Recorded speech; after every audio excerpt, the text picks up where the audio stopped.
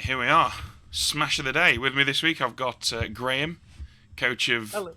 something. What are you coaching, Graham? I'm coaching the Nerdy Wells, the Orcs. Yeah, of course, Orcs in Division 3. Well, there'll be a while before we get to that. But in the meantime, let's have a look at Division 1. So, last week's results. Family Adams 1, Gods 1. So these guys were both Division 2 teams last season in two separate Division 2s. I suppose a draw is a fair result, would you say? Yeah, it looks like it. I mean, actually, if anything, the Undead did quite well because the Chaos Dwarves are absolutely rife with tackle, right? They won't like it on the Ghouls, but the big stat there is the Guards, on their 9 armor break, 11 armor breaks, 10 of them did more than stun. That is massive. Where are you seeing that? Let's have a look. In the Guards injury dice, 90%. Oh. Gods. Yeah. Ooh, yeah, 90% injury. But does this? I think that Blood Bowl 2 erroneously believes you roll for injuries on your own players. I'm not entirely sure about that because it's programmed by morons. But I think, I think that what that is,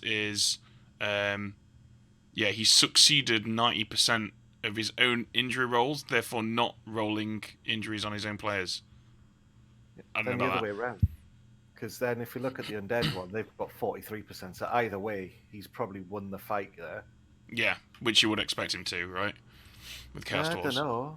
Undead are top tier. They are top tier, but they can't outbash Chaos Dwarves, surely. I'd expect them to give it a good go because you just avoid the dwarves. Yeah, I suppose. Use your rights and just pick on that armor 7. Yeah, maybe. Yeah, fair point. Either way, speaking of fair points, each of them got a point out of it. Level up on a zombie, nothing to write home about really. And there were no deaths. And Gods inflicted 4 injuries. We'll see what the results of that are in a moment. Let's have a look at another 2 relatively new teams. Frenzy Speedo Explosion 2, Vermin Vengers 2. I was speaking to Dave Bowden just the other day, and he was saying how the Vermin Vengers should not win a game this whole season because they have 2 one-turners, 2 gutter runners with movement up and sprint. Yeah, they shouldn't ever lose a game, ever. Unless you take out their gutter runners. They shouldn't be on the pitch. That's exactly, yeah. Players. He should never, ever lose a game. The only times he can lose is if he rolls... I think he's got to roll 5 2-ups. And if he needs to fail 2 of them in a row. So it's not massive odds. And as soon as he starts getting the better skills on them, gets them sure feet, gets them catch, he gets built-in rerolls on everything. It's not broken, but it's hard. You can't win. You have to take the ball off him on his drive, score, cripple his team so that his 5 extra players don't make a difference, which is unlikely. And because he's Skaven and relatively dull team value, most teams that can do that amount of damage are giving him inducements. Yep. Sounds about right. So basically, you need to force him to put his gut runners on the line of scrimmage. Is the only way that you can stop him from getting the one-turner. Yep. Or alternatively, get a blitz when you kick to him. Yeah. The thing that I think makes him more dangerous, like the one-turners are good. The thing that is making him more dangerous for most people is the fact that he's got a block Rat Ogre and double Claw Mighty Blow Storm Vermin. Well, he can outbash. we can look at that when we look at his team in a minute. But yeah, basically, it's the team to beat this season, and it's the reigning champ. Yeah. Let's take a look at Jurassic Junglers 2, Gorgeous Gets 1. Another bad start for the Orcs. So this is a rough matchup. Yeah. It looks like the Orcs just got loads of KOs as well, which is unfortunate. Yeah. You know, could have easily been the other way around. Looks like they both had they had identical amounts of possession. All of these stats are pretty much the same, but then you look at the blocks, and it looks like the Junglers just won the punching match, really. Yeah, when that again, we'll go into it when you look at the team, but there's no real weaknesses. The Lizards' weakness as a roster is you don't have core skills on all your players except for dodge, and the Skinks are vulnerable. Now he's got strong Skinks, block on nearly everything. There is no real weakness. So the only reason I don't put this team above the Skaven is the 2 one-turners, where this has to work for its one-turner. Yeah. Yeah, definitely. Level up on an injured Blackhawk. I guess we'll look at him in a minute. And here we have an absolute smash-in. Chaos versus Chaos. 3-0 to Chaos. Claw is the word here. Yep. That's the one. He's got the claw, and it looks like he suffered for it. He inflicted 4 injuries and a kill. Oh my god, that's awful. I mean, well, it's great for him, obviously. Yeah. It looks like he rolled the lion's share of the block dice. Look at that, 19 skulls, 19 birth downs, and 19 pows. That's like you can't really get a fairer distribution than that, can you? Yeah, it's the snowball effect with Bash versus Bash. As soon as you get a leg up on them, you don't score, you just cripple the opponent's team, run it in. Oh, look, you've got 7 players, don't care. I'm now going to gang up on you. You can't get the assists, especially when it's the more developed Claw Chaos doing the beating first. Yeah. Not many teams, I'd say maybe the Lizard Man could fight through it, but not many teams can cope with it. Yeah, especially Chaos, because that is all they are for, really, isn't it? Yeah, that's what their strength is just clawing through everything. Well, speaking of strengths, let's have a look at these teams. So, Jurassic Junglers, just shy of 2k team value. Well, I think he got a level up on Fowler. Did he get a level up on Fowler? I think that's what he got. No, Runner. No, and he didn't get a level up on him. Okay, never mind. Ignore me. Yeah. So, yeah, not really much to report in terms of changes here. It's a solid lineup. Yeah. Again, like I said last season, you'd expect him to be competing for the title again. I don't think he's actually managed it yet, has he? No, he hasn't got anywhere near it yet. This will be his last chance, so he needs to make it count. He smashed my Chaos Dwarves, not last season, the season before. He absolutely wrecked them. Yeah, not surprised. Look at all this. I mean, Strength 3 Skink. Basically, you can't really do much to that, can you? He's got sidestep on so many Skinks at this point that he's basically got the advantage that a team full of Snotlings would have, right? Yeah. Where it doesn't matter what you do, he's just going to put them where he wants. Yeah, you've got to be. The only thing you've got with Lizards is if you can, especially the Chaos are the ones who can do this the best, is just ignore the Skinks at the start and claw the hell out of the Saurus. Because when he runs out of the meat shield, he's doing well now because he's got a developed meat shield in front of it. Strength 5 blodge, bit of guard, bit of tackle, stand firm guard, block, crocs to go.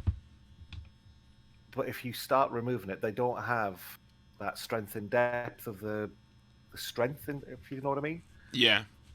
So if you can either chip through them with Claw, or anyone else, just run away from the Saurus, let them blitz you once a turn, and abuse the Skinks, because they're still stunty armor 7.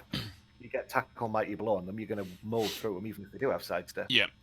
And you can play keep away because he's only got 1 tackler after 4 seasons. His 4th season, he's only got 1 tackler. That's not good. He struggles to get it though, because you want block on them, you want to tackle. The thing he doesn't have, which is mind-boggling, is he doesn't have any break tackle. Yeah, good point. You just line up in front of him, and he's got to either try to walk around you, or use his blitz to make a hole, then you just run away again, make another line. Whereas if What you would get you have? What would you have taken break tackle instead of here? stand firm on the Crocs for a start, Yeah, that lets put that Crocs wherever the hell you want. but I If suppose you he's go into thinking prehensile tail. You yeah, can but if blitz into him, fail your blitz, and not get back out.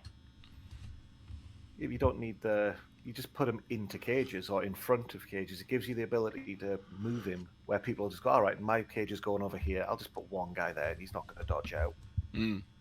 Where it's like, oh shit, I've got to mark the Crocs. I've got to put something in the way of his advance. And at movement 6, he's a fast, big guy.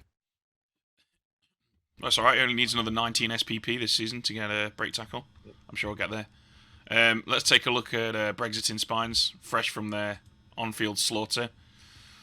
A lot of stat downs on this team. Yeah. The niggles. How is it? One niggle, Yeah. two armor downs. Not great. Agi down, no one would care about. No. Where's his 4th Chaos Warrior? Good question. Did it die last? I mean, I'm assuming since there's a gap there, did he have to fire it from an injury last game or something? Possibly, yeah. We can safely assume that whatever happened, it's gone. So yeah, that's gonna hurt. He's down to 2 Claw Mighty Blow as well, which is admittedly is normally enough. Yeah, one's normally enough, isn't it? Really. Yeah, the Minotaur can end a team. Yep. Yeah. And he's got Jugger on it, so it's fairly resilient. Yeah. You don't want to come up against this, do you? I don't want to come up against. And no bashy team with high armor should want to come up against this. No. However, there are some of his best pieces have got niggles. The thing that I would say is his value for not having all his key positionals. How many players has he got? 5, 6, 7, 8, 9. He's got 12. 12. That's all right. I don't mind running the 13-man roster. Get a Halloween deadline. Get himself a dirty player so that you can foul people. Oh no, let's not talk about Halloween deadlines. It's always the best. I love a Halloween deadline. Well, so does the government. Well, yeah. Anyway, like this is a nightmare. This is even though he's got stat downs, it's a horrible team to come up against. However, no tackle. Yeah, he's Wood Elves, Skaven, those kind of teams probably not really going to be that afraid of this, really, are they? He's not got anything that's gonna. He's got Mighty Blow, basically. Yeah, you'd abuse his tactic if I was using this team against, say, the Vermin Vengers. I'd be ignoring his gutter runners and just pitch clearing everything else. Get rid of the Storm Vermin, get rid of the Rat Ogre. You can outstrength it. The other thing he has none of is guard. So he's quite easy to play against. Yeah. But he's went for the killy route. He got a strength up. By the looks of it, he's 1 point off with Boris Jonathan. And I think his other Chaos Warrior was block guard and probably died or strength down. Yeah. Yeah. He's also not exactly got ball picking up potential if you take out that one Beastman with extra arms. I think his best one died. Didn't he get like a movement down, agility down, armor down, niggled, anti-4 blodger? Yeah, probably. Yeah. That's all there is to say about that. Let's take a look at the Chaos team that came out worse in that tussle. Not that bad, actually. This could be a lot worse, right? Let's see what that injury is. Missed next game. No real damage to it. Yeah. So he's had one death. Not sure who died. Not sure how big of a deal that is. It's a Beastman by the looks of it. Yeah. Yeah, we don't know who that is, but this there's nothing wrong with this team at all. He's got 11 players, although he will have 2 out next game. Oh well, he'll have 1 out, so he's got 11 players. So he's got 11 players, but one of them's injured, so he'll be lining up next game with 9. So he'll get 2 loners, right? Yeah, you'll get the 2 extras. You just use them as line fodder. He's reacquired his Minotaur. He didn't have that last game, I think. And he got MVP in his first game. That's massive. Yeah, that's quite cool. Get him skilled up, and he's the difference maker. People complain about bloat with Chaos. Chaos can't do their job without high team value because you need to add so many block that Ooh. you having the block on this team, you're going to add 20k, 200k to your team value anyway. Yeah. So just embrace it. I That's think I'm why. wrong about that, because it says here a Beastman got MVP. So he must have had it. I don't know what's happened there. Oh well. Just who knows what's going on. Either way, he got an MVP on a Minotaur at some point. Yeah, he needs that to level. He needs one cash on it, or if he gets really lucky, do the 4-up throw. Yeah, not beyond the pale of reason with 2 Agi. Yeah, 4-up throw. He's got good ball handling ability there. The only thing you'd say at the moment is he's picking it up with Agi 4 sure hands. He needs to get that block. Just smash in the touchdowns, get it blocked, and then use the other one, the Dalai Lama, as more of a reception threat. Yeah. Would you be getting another Beastman? Yeah, I like 12 players. You've got to have at least 12 because your armor 8. Your big guy's armor 8. Everything's armor 8. It's like playing with human linemen with horns. They're not, for a bash team, they're not that resilient. Yeah. They're glass cannon. Well, not as glass cannon as Norse, but they're glass cannon. They're just the best cannon. You heard it here, Fritch. Buy another Beastman. That's what we want you to do. Let's have a look at the gorgeous kits. Gorgeous kits. Okay. So his pink armor. Yeah. So his blodging Black Orc is down to movement 3. You see, I don't mind that because he's just going to stand there. The only thing is, Yeah. when he stands up, he's going to have to blitz, which is why I don't like the dodge. He doesn't have to blitz to stand up, right? As long as he just stands up. Yeah, but you can't hit.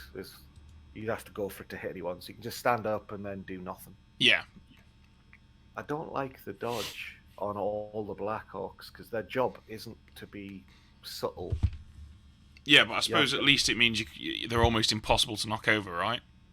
Yeah, but most people will then take tackle.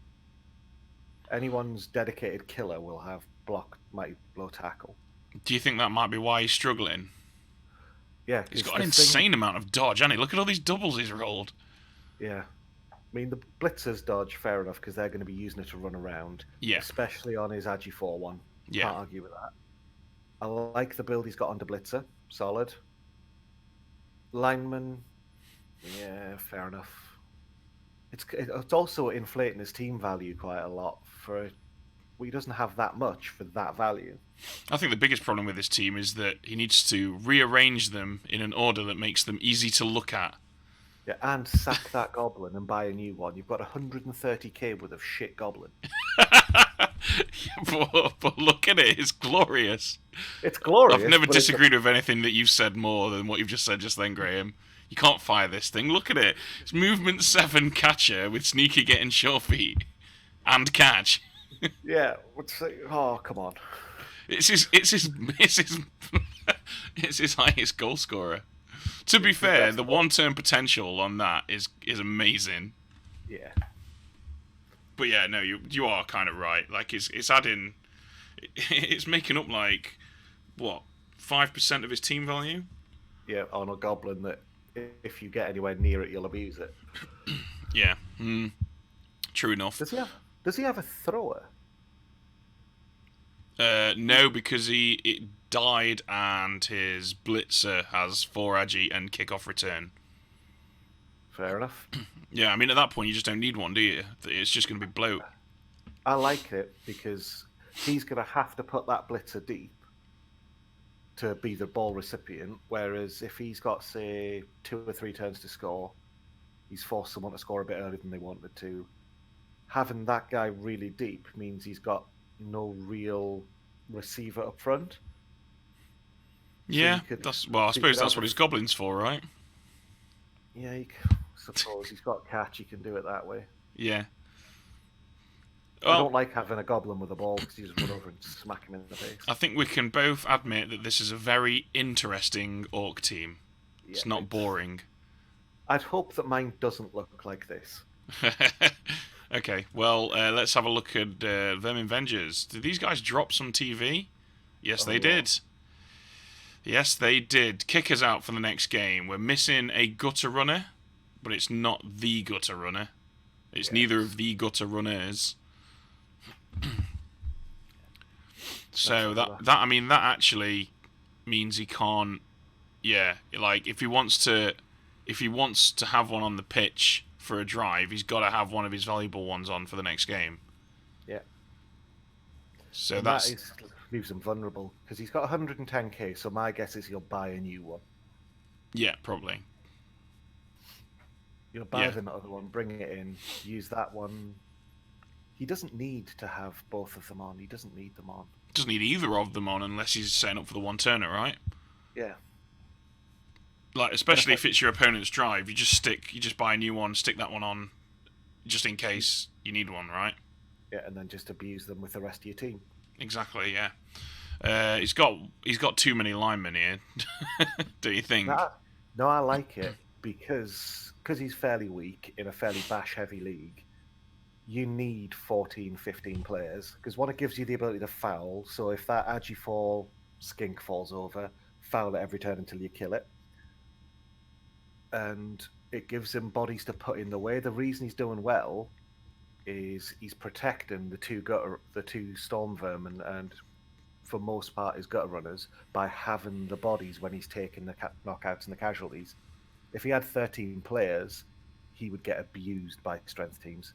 Yeah, So good point. Good point. Well made. Yeah. I mean, you would expect these guys to win it again this season, right? yeah. It's the one turn and the claw. The claw means he can go through the strength teams. The one turns he can outscore the scory teams. The only thing that can hurt him is if he has an implosion, but he's got the players to deal with it. Yep, fair point.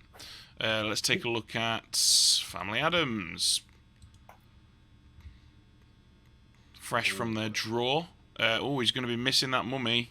And a white. That's massive. The next game for him is damage limitation unless he's playing one of the new guys. Yeah, absolutely. Arguably his two best pieces there. Yeah. Offensively, yeah, in terms of causing pain. He's going to get some decent inducements now, and he's got 150k, so he's got... If something goes terribly wrong, he's got the money to make it go away, possibly. If he needs to, because he hasn't took that much in the way of death, I'd be considering replacing Morticia. Because back in the day, because I think Morticia leveled up really early in her career, which is why he kept it. Yeah. But now, he's got the Agi4 Sure Hands Blodger, he's got the Tackle. I'd be tempted to fire Morticia, maybe see how this next game goes in case he loses a mummy or a white. And if he doesn't take any sort of serious damage, fire Morticia, make a wrestle. Because he doesn't have much in the way of mobile wrestlers. So if you run up and have the wrestle strip ball tackle combo, it gives him not a good blitzer because it's still a ghoul. Yeah. But it gives him an option he doesn't currently have. Yeah, I agree with that. I mean, especially given that it's a ghoul. You just don't... A niggle on a ghoul, it might as well be a neon sign saying, knock me down and foul me, right? Yeah, it's like, look at me, I'm free value to get killed. Other than that, developing pretty nicely. I feel kind of bad for these second season guys that are in Division 1, but they shouldn't have played so well last season if they didn't want to do that. What he could look at, if he wants to abuse value, is he's got 4 rerolls. If he gets a double on anything, drop a reroll, take leader, and then he's saved 40k in value and still has the leader on the pitch, and then he's still got 3 rerolls. In this league, he's probably going to be able to hot pot a lot of people, or chef, whatever they call it these days. So does he need all of those rerolls? Yeah, good point. I think it might be a throwback to when he was in the last division when he was one of the top dogs, and he did need them because people were chefing him. Yeah. Because Undead do really well because everything's got regen, except the ghouls. So it's hard to kill him. Well, let's take a look at these Norse. 1,710. That's quite bloaty at this point, isn't it? I don't mind it. Again, he needs the bodies. He's a bash team with armor 7. If you take 11 or 12 players with Norse and have one bad turn, you're a bash team that doesn't have bodies to get assists. You're all strength 3 and pretty terrible. you'll lose the fight, and if you lose the fight, you've lost the game. Yeah. He doesn't really care about bloat because all right, you take the hot pot if you can. There's not many people are higher or lower than him other than that undead team, and that undead team, I'd want to have this versus that undead team, even if you take 2 of my rerolls. Yeah. You've got Claw to go through his other mummy. You've got block on everything just to generally win the fight. You've got more guard. You've got tackle to go through his ghouls. You've got a dauntless there for if he has to go up against a mummy 1-on-1. He's got dirty play. The dirty player tackle we covered last time. It got, I think it was dirty player first and then leveled up, so you had to give it something. And tackle's pretty good. Well, it should be in the order that he got them, so he will have gotten tackle first. Oh, shenanigans. Yeah. Nice team. I mean, the fact that he's got 3 tacklers as well. Yeah, gives him a good bit of... That's probably what helped him get the 2-2. Yeah, probably. Yeah. Yeah, good point. Lots of guard as well. More guard than anyone else in this league so far that we've looked at. And that's important because they're doubles to get that. Yeah. Oh, yeah, of course. Because as a Bashy team, Norse actually have really crap access to strength, don't they? Yeah. It's Berserkers, Ulfs, and the Yeti. All right, well, let's have a look at guards. Kept his value low. 1, 2, 3. He's missing his dedicated fowler for his next game. Yep. He's got his Claw Mighty Blow on his Chaos Dwarf blocker there. Would you keep that movement 5 Hobgoblin with tackle? Yes, because it's got leader as well. Yeah, good point. He's not going to be hitting things with that. He's going to be stood so far out the way that if you're dedicating people to going and getting him, the rest of his team's abusing you. Yeah, not really much else to say about these guys, is there? It's pretty standard Chaos Dwarf fare. Let's have a look at his centaurs. Block Mighty Blow. Is that Block Mighty Blow Niggle? Ooh. Yep. It's still decent. Well, I mean, they're hard to take down at the best times anyway, aren't they? He doesn't have that much guard. If he goes up against, say, the lizards, with its more high strength than him, just walk through him, just punch the guard out the way, foul out the guy with claw, and then he's got very little to deal with you. Because all the weaknesses of the lizards are gone, and teams like lizards, what's it called, the Skaven, just run in, put 3 guys on it, claw it, down to armor 6 with effectively Mighty Blow on both. For a big boy, he's vulnerable, but the other one, Lance Constable Sally, get anything on him, and then he'll be a blodger. Next, get break tackle, and he's a pain in the arse. You wouldn't fire him though, would you? Just for that niggle? Oh no, I'd keep him. You can't get rid of that. It's just if I was the opponent, that's what I'd be looking to leverage. He's an important piece. He's a high value piece. Get rid of his support and just hit him and then foul it once it's down with cheap chaff. You get a 50k lineman sent off for 170k ball centaur. I'd take that deal, even if it took 2 guys to get rid of it. You're still winning. Well, I'm going to skip over the leaderboards because these guys have only played 1 game and it's pretty much meaningless at this point. So let's take a look at next week's fixtures. Guards, Frenzied Speedo Explosion. That's going to be an interesting one. The Claw is more or less irrelevant. Yeah. But still, he's got a decent amount of Mighty Blow on the Chaos Dwarves. Team values, the Norse are going to be giving away a lot. You could scoop for a Master Chef. Yep, that would be decent. The thing that you've got the Claw on the Chaos Dwarves will be looking to go through his Ulf and his Yeti, and it'll be the same. It's whoever's Claw gets rid of the other guy's Claw. And do the Norse armor in Blood Bowl 2 hold up like it always seems to? Because they never seem to take an absolute pitch clearing. Yeah, well, maybe this will be the one. Yeah. What do you think? Score? I'm going to say 2-2 draw. Quite a high scoring one. Running pig things in to try to get knockouts back. I'm going to go out on a limb and say this will be the game where the Norse collapse. Oh, He's giving away too much. Like the Chaos Dwarves can get some absolutely evil inducements if they want to. yeah. They can get chainsaws. They can get there's also they could get wizards that could do some serious damage. Or Hackmouth, strength 5 bull centaur, so he's got 3 centaurs on the pitch. Yeah, I think the Chaos Dwarves are going to run away with it.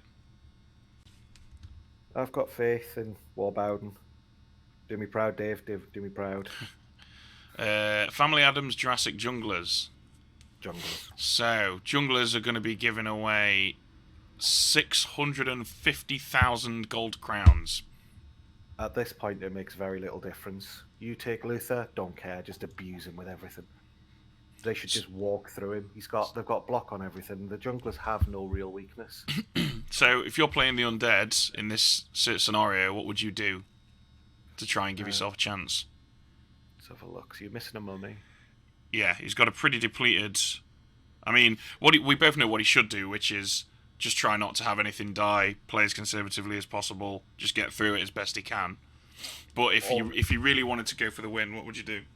Spend all your money, get Luther and the strength 6 mummy, and then try to fight him.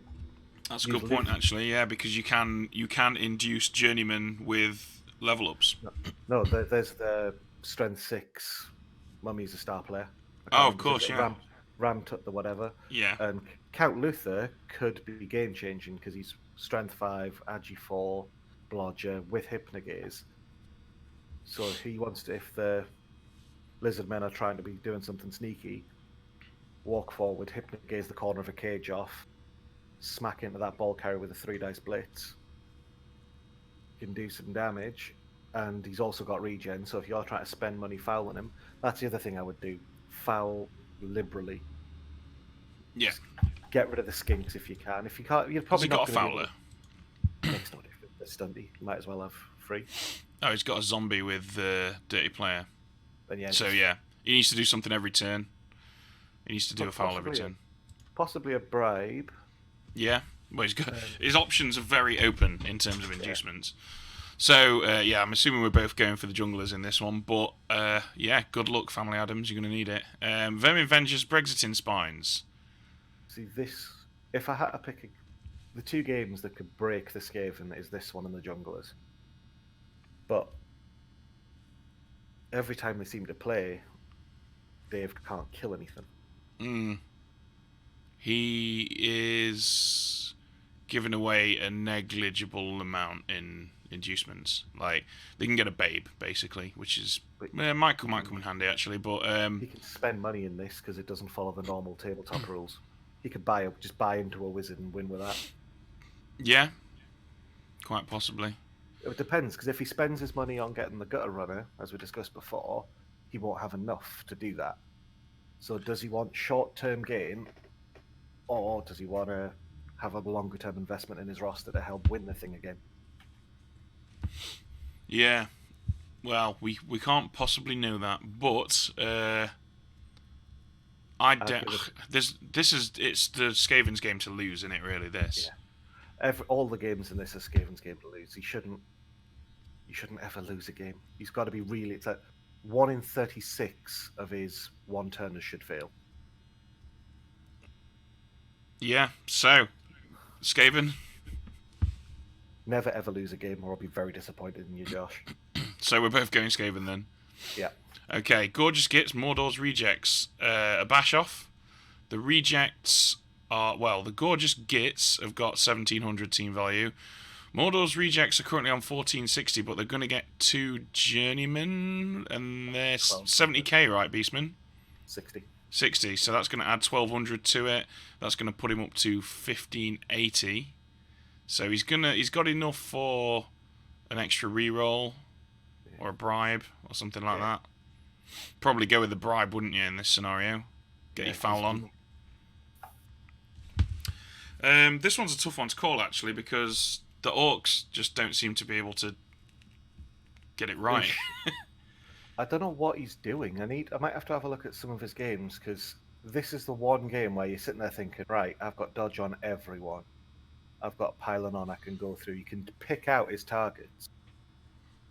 He's got more mighty blow. He's just generally more resilient. He's got the strength that he does. He doesn't have because the Chaos don't have claw yet. The Chaos don't have the normal tools to deal with it. Yeah, I think the problem with the Orcs is because he rolled doubles early and got dodge, he then started getting in the mindset that he can dodge. And what he does, he gets drawn into fights and then tries to dodge out of them. But admittedly, that was a season ago when I made that assessment. I don't know what's changed since then, but you would assume that the Orcs should be taking this, right? They've got numerical advantage, they've got a better team, they've got better ball handling capability, they've got better everything, basically. Yeah. So I'm going to go with the Orcs. Yeah, it's a solid shout. Let's have a look at Division 2. Okay, last week's fixtures. Power Slave 1984 1, Rakdos Runaways 1. Let's have a look. There really isn't a great deal to say here. I had a better first half and he had a better second half and we drew 1-1. I think armor breaks is pretty good. But yeah, I did. You know, what else can you do with Khemri? Break. Oh, that's what he got against you. Oh, right. Let's have a look. His dodging was subpar. Depends on when these failures are. His bribe was good. He took 2 bribes and they both worked. Yeah. Well, actually, we were on the stadium. My home stadium gives us both a bribe, and then we got the Get the Ref kickoff event. So we started off with 2 bribes each. And his bribing came off better than mine, but yeah, basically I had a better first half and he had a better second half. It looked for a while like I might run away with it, but he hung in there and came back in the second half. Fair play, deserved the point. He got it. 10 points on. I was going to say 10 SPP on one guy is huge as well. Yeah. And that got him a 3rd level beastman, so that's nice for him. But yeah, not much to say really. Ingrave Danger 1, Snotling Stars 0. You would have expected them to do better than this. I'd have to have a look at their roster, because if they don't have tackles, Snotlings are a pain to kill. To be fair, it was an SPP fest for him, so presumably he scored his touchdown and then just proceeded to farm Snotlings. Yeah.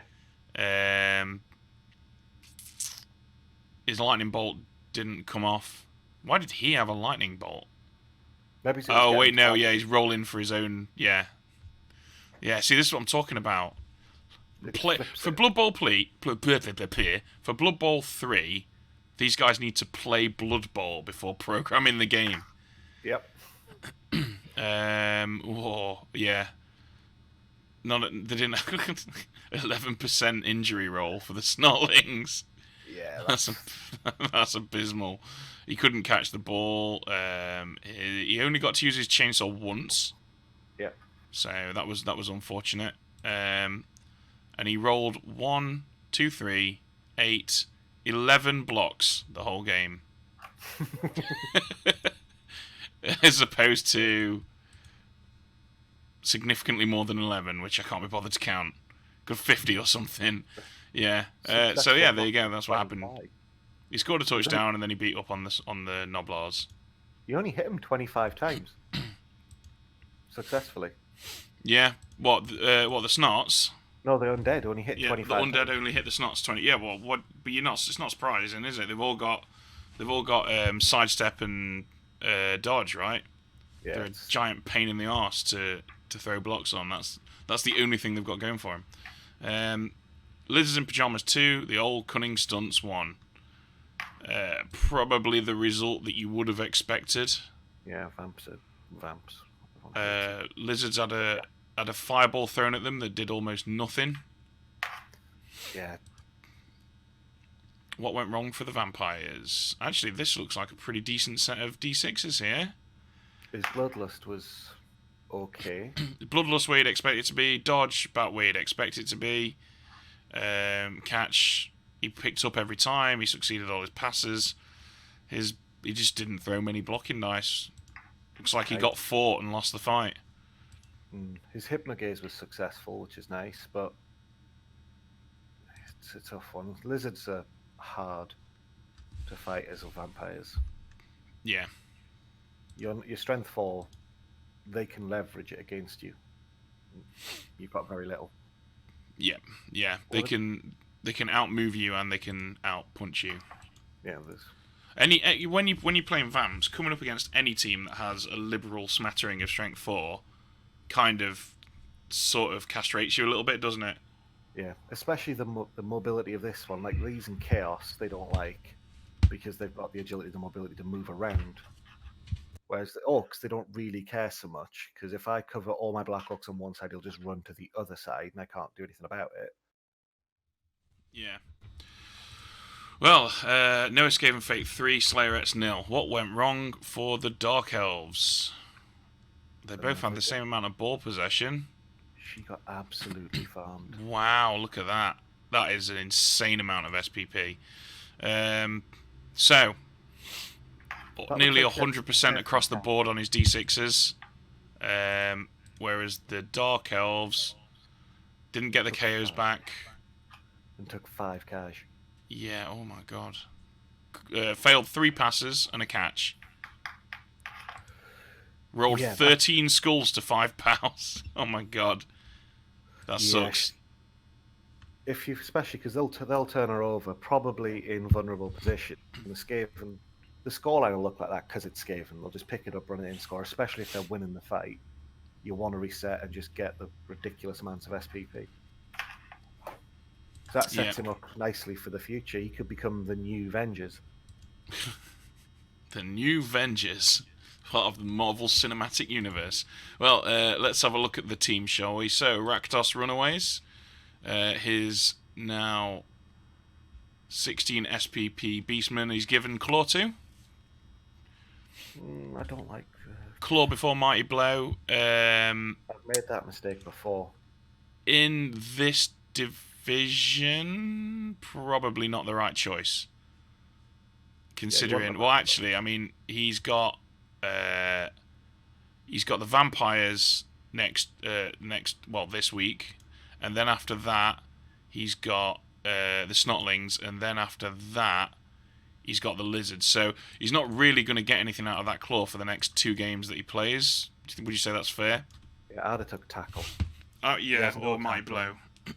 I like the tackle because he's played you. He's got the Dark Elves coming up. He's got Skaven coming up. He's got lizards coming up. He's got vampires who have dodge, and he's got snotlings. All of those teams utilize dodge. Yeah. Got no counter. Where this was the perfect chance to just get even one guy running around as a bit of a lurker, has the threat of it. It'll make people think twice. Yeah. Yeah. And it's definitely. a beastman, so you can rely on him to blitz by himself to get a decent hit on people. Yeah, definitely. And if for some reason you really didn't want to take the tackle, Claw was not the one either. Mighty Blow would have been the one. After, to be fair to him, my first Chaos team when I got back into Blood Bowl was I clawed everything up, and it's not as efficient as Mighty Blow. It's just not. And you did that in a very bashy league. Yeah. As well, with high armor teams. Yeah. But I mean, we're ragging on him, but actually, this is developing quite nicely. He's got his Strength 5 Chaos Warrior. He's already got 5 blockers. He's got a block Mighty Blow Warrior. This is looking alright, yeah? He's got a decent ball carrier. I don't like the Mino. Why? Because it's niggled. Niggled and guard first skill up. Yeah, that's true. I mean, what would you probably take in break tackle Claw. or something? Claw. Every single time. It's claw. If it's not claw, it's block. Yep. So that's when he should have taken claw. Yeah. But at least he's got the guard, I suppose. Yeah. Guard's a good second skill for him, because the claw, the reason I like the claw and the Mighty Blow is he already has the Mighty Blow, so it turns into a tin opener, and it facilitates him quicker leveling in the future. Tin opener, I like that. And he's got the Mighty Blow around the rest of his team, which is why, because you roll 10, other than hitting a treeman, you're through. And then if you roll 7, you've got 7, you've stunned someone, where that Mighty Blow makes taking people off that pitch so much more effective. And psychologically you can play on people where they know that you've got Mighty Blow all over the shop. Like now, if I was playing him, And I was like, all right, these mighty blows on the right flank, so I'll go left. And it'll take him 2 turns to get to me. By that time, I'm probably in the position I want to be to score. Yeah. He's got 150k in the bank, worth noting as well. So any disasters is kind of insured against. What would you, if he rolls a 6 on his next thing and he hasn't lost anyone, what would you be spending that on? Reroll. Yeah. Because he's high value, the 4 rerolls for chaos, yes, it adds 60k to your value. But if you get hot potted, even if they take all of them, because he's got a lot of players here who don't have block for a team that likes to hit. He's at the junior stages of when chaos is still fairly vulnerable to rolling 1 in 9s. Yeah. So 4 rerolls. I'd also be tempted if he gets like a 2 to get a cheerleader and a coach. Probably wanting to hand off to the those 2 beastmen with 3 out of 6 as well, right? Get some block on them. Yeah. That could seriously fill a gap in that roster. If you can, hand off to the Strength 5 Chaos Warrior. Get him block, and he's suddenly much... Because at the moment, he's not that much better. Because you run a boy Strength 4 or 5, doesn't matter, I'm still going half dice against him.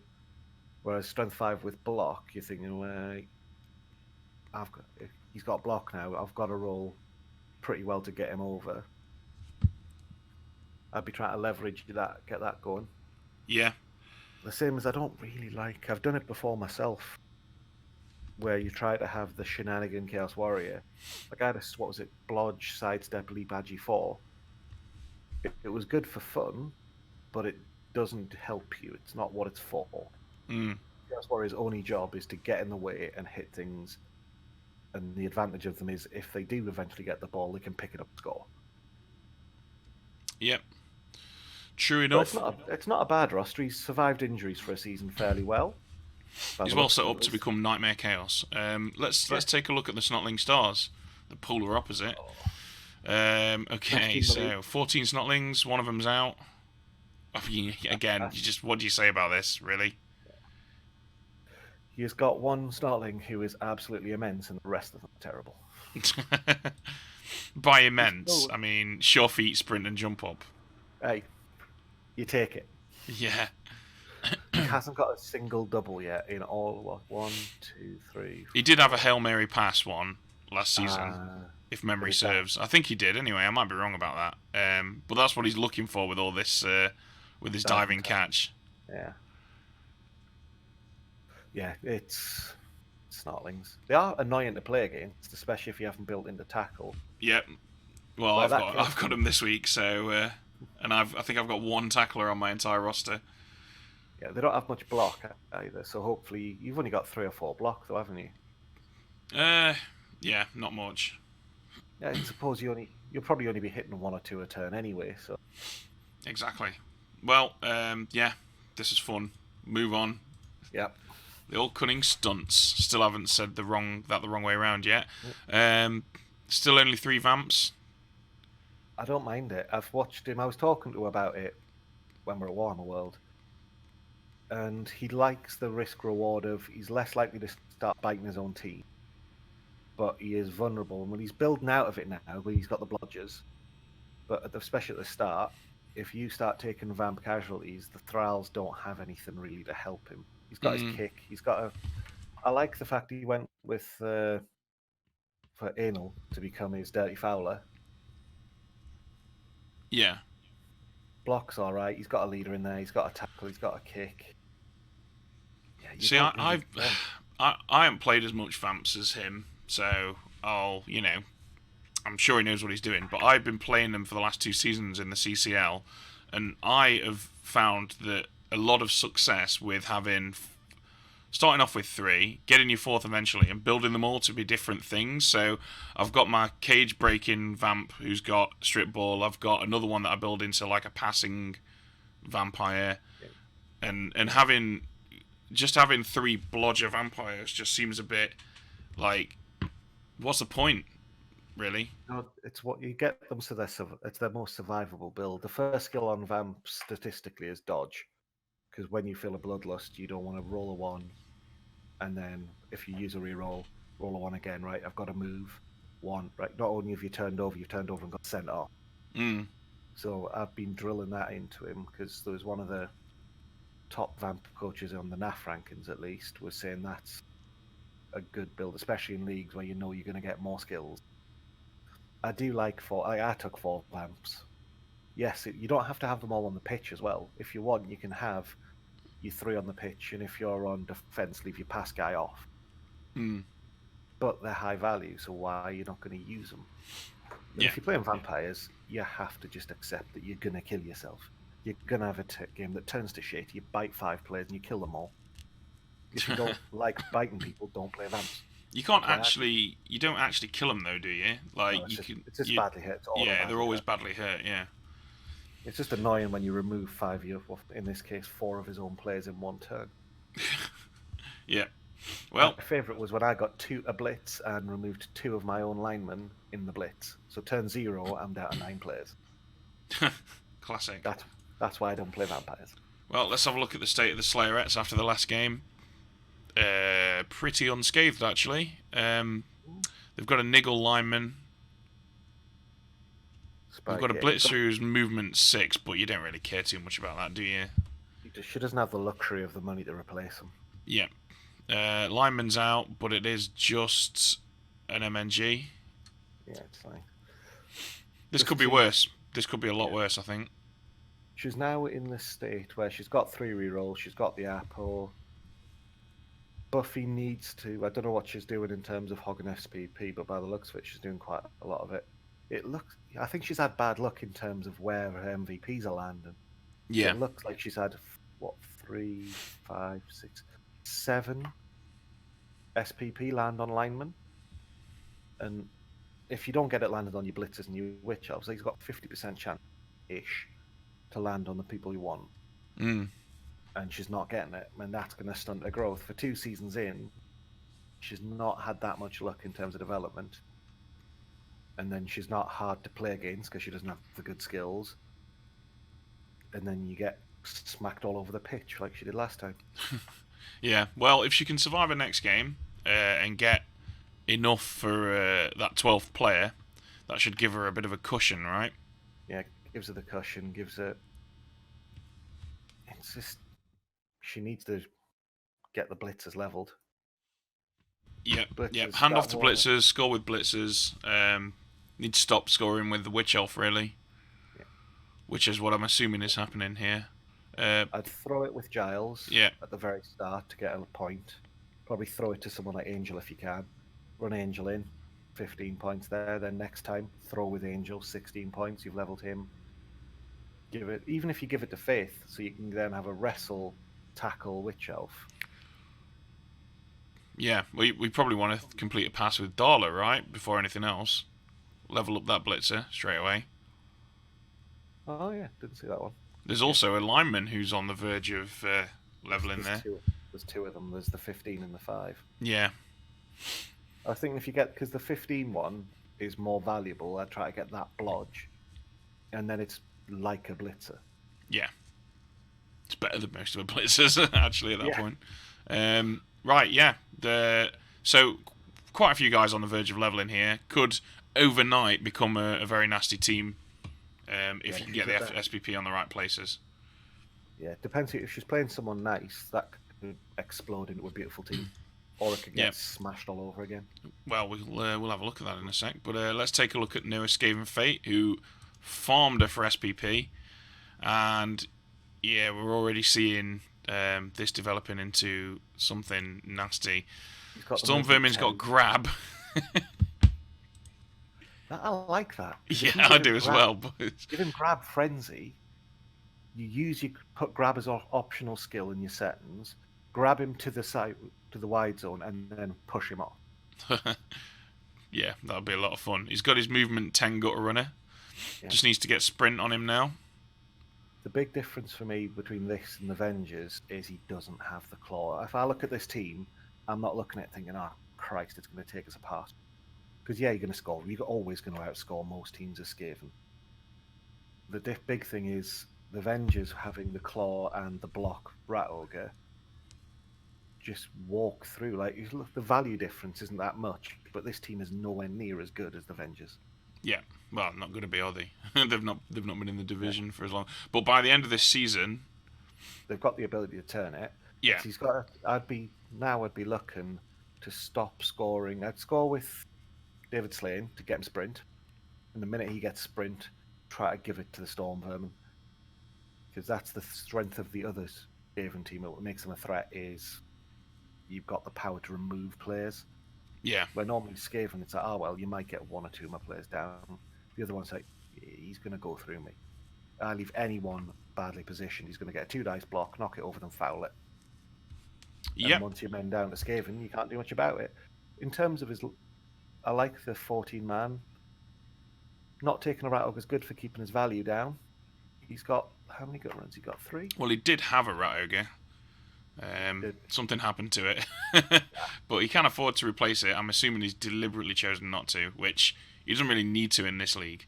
In this league, he's better off playing to his keep away kind of strengths, right? Yeah, he's got the 14 man roster to keep, because I would be. It's tough. Yeah, I wouldn't have David Slane on the pitch when I'm defending. no, definitely not. He's got 2 other gut runners that can do that. He's got his strip ball one as well. Well, anyway, let's take a look at lizards in pajamas. So that's another Croxagore with Stand Firm. It's not a bad first choice. No. Personally, I prefer break tackle for the mobility, but Stand Firm's not a bad choice. You can't. Yeah, most of his Saurus now have block. He's got a Blodger Skink. That's niggled. Though. That's niggled. Would you get rid of that? No, he's got. I'd keep it just because he doesn't have the redundancy elsewhere. Yeah. If you can just protect him, and then he's all right still. He's got his 4 rerolls. There's not really much to say about this. This is quite conservative. This is how you expect him to develop, right? Yeah, he hasn't. He's done quite well to get the points on the Saurus. The Saurus are looking pretty tasty. He hasn't got many points on those skinks, unless the skinks have been down. Like got Donatello 2. I'm assuming Donatello died. Yeah, probably. But other than that, yeah, it's an all right roster. Yeah, he's starting to get rid of the weaknesses of the Saurus. Is being alleviated now. Yeah, just needs to get a cash on Yoshi. Next game, if possible. Hand off to Raphael and Venus to score, maybe, so that he can start getting loads of sidesteppers. Yep. He's laughing. Right, in grave danger.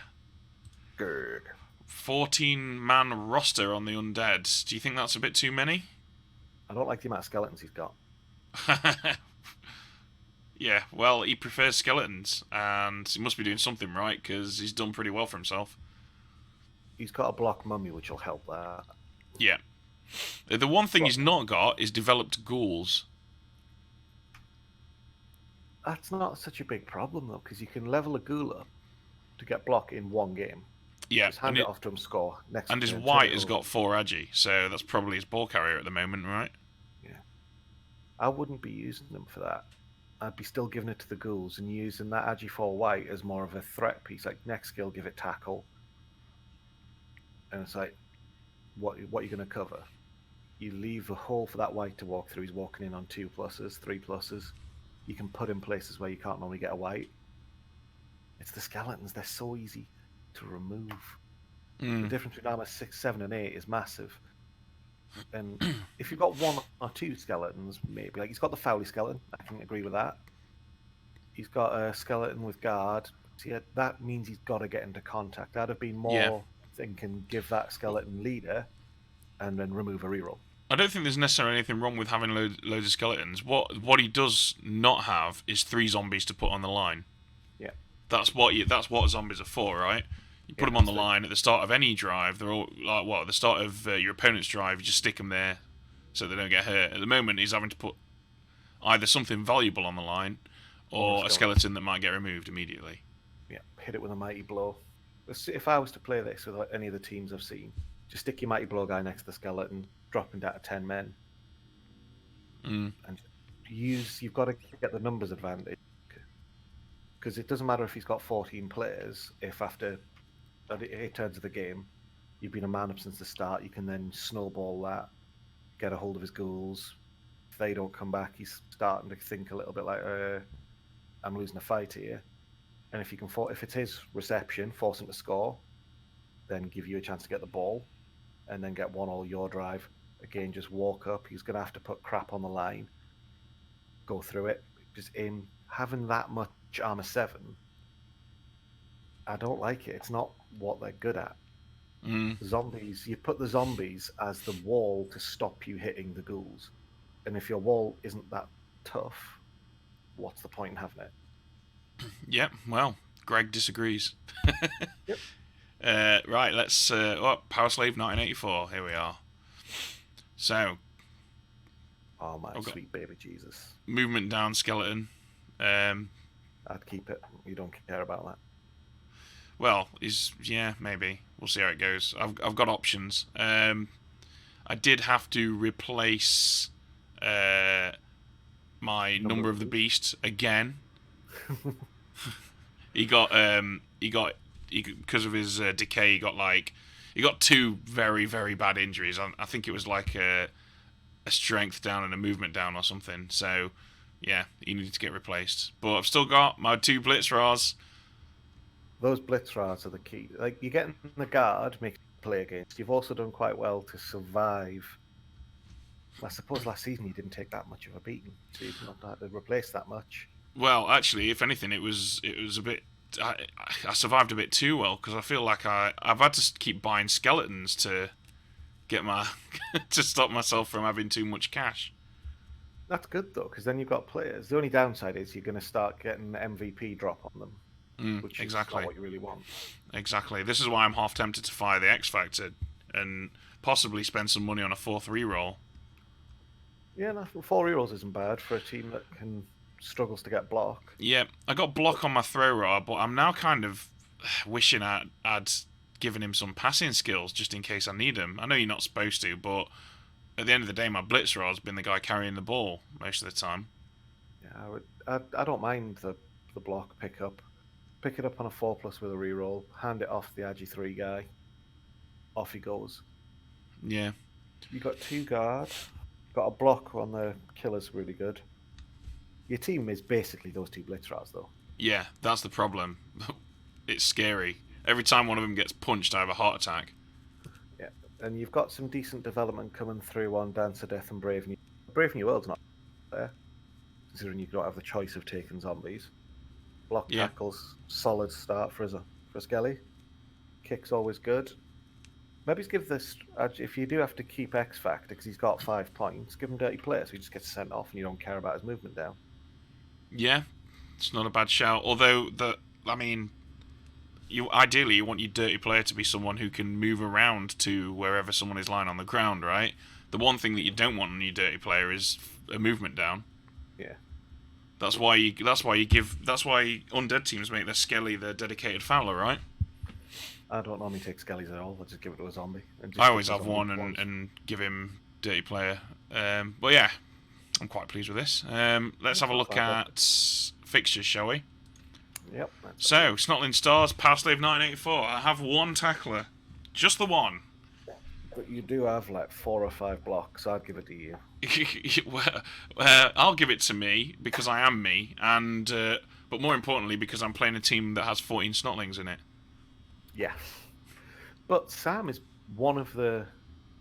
He's like a connoisseur of the Snotling. He is the foremost expert on playing a team with 14 Snotlings in it. Yeah. In the entire world, probably. I mean, I don't have anything to back that up, but I think we can all agree that it's highly unlikely that anyone else finds that fun. So... And has run it for 3 or 4 seasons. Yeah. So, if anyone can do it, he can, but he probably can't. Yeah, give it to me. The old cunning stunts Rakdos Runaways. Well, on paper, you would always expect the Chaos to win this. He is giving away... The Vamps can get a Master Chef, which, for undeveloped Chaos, to lose all 3 of your rerolls potentially, is... And it gives him the ability to reroll more liberally himself. Yeah, that's what you do, right? As those Vamps, you just buy the Master Chef, wouldn't you? Or I'd go bribe heavy and just... Because he's got 14 players as the Vamps. Chaos start to struggle when you start to lose Beastmen. If you can't hurt his Chaos Warriors, fine, leave them alone. But if you just start fouling out Beastman, you're losing a 60-odd K player, and he doesn't have the numbers to replace it. And if that Mino goes down without having a niggle, the minute that fails anything, falls over, push him out the way, hypnogaze his guys off, and hit it with like a +7 foul. Yeah, I suppose. I always feel like bribes can be a lot of fun, but it's You've got to be playing with the mindset of using. exactly, and sometimes that plan just falls apart. Like, sometimes you just don't get the opportunity to use them. I mean, obviously the Master Chef is inherently unreliable, but when it comes off, it's black and white, right? They've not got rerolls and you have. Whereas with the bribe, you're not always, if things start going poorly for you, you just don't have the opportunity to throw those fouls, do you? Yeah. I'd go with the Master Chef. You've got to put money in to get the Master Chef, though. Master Chef's 300. And he only gets, what, but he's got enough. He's got enough. He'll have enough in inducements. 90. You have to put. He won't. What? Am I just being special? He's got 1,250 and he's against someone with 1,560. Yeah. Oh yeah, bad maths. Yeah, you're being special. So who do you think's going to win? Chaos. Yeah, I agree. I agree, but I would not be surprised if I was proven wrong. Jack can score. Jack is also learning really better than he was, say, a season or two ago. Yeah. When he was long bombing it all over the shop, not marking players up, not putting people in position. He's got much better at being vamps. He's no longer a total idiot. Yep. He's so yeah. a little prodigy. Yeah. Do you feel like you've taken him under your wing or something? Yeah, I tried to. And then he still does mental stuff, but at least he tries to be sensible.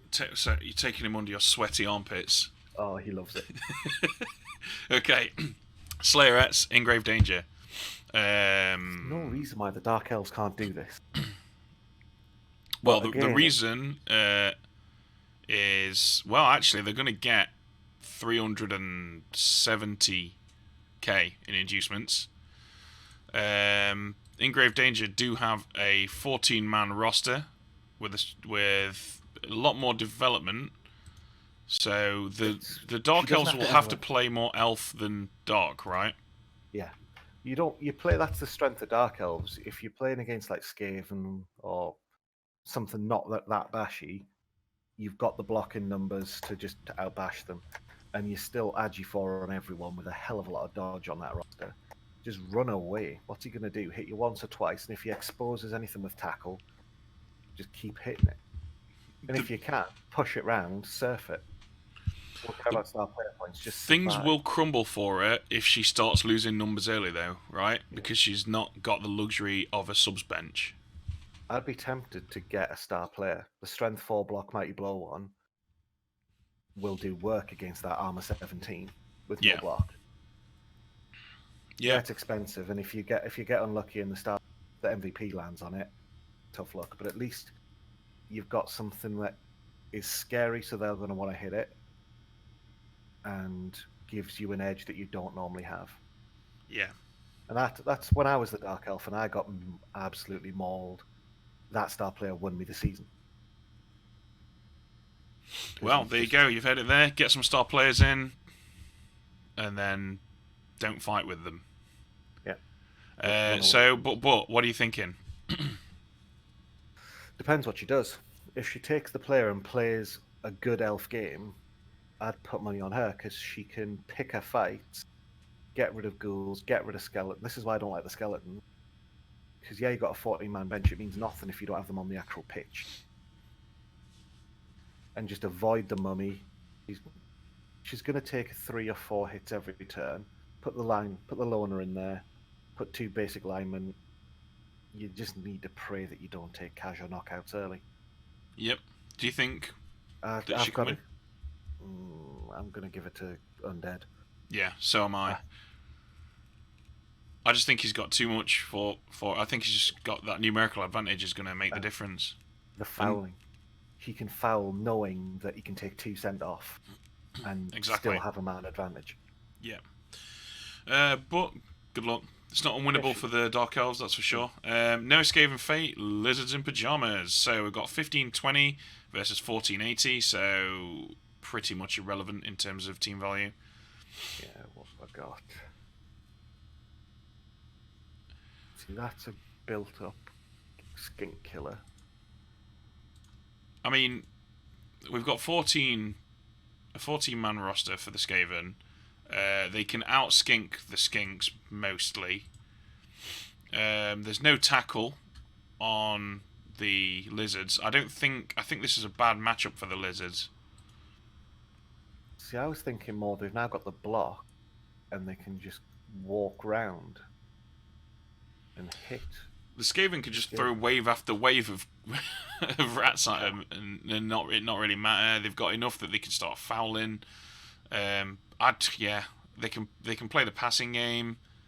I think that the Skaven are going to win this. Who's more experienced either as well? That's the other big thing. It's all well and good having the tactics, but if you've only played 3 games, I think probably Sam slightly. I don't know. Lewis has done all right this season. Last season, he seems to know what he's doing.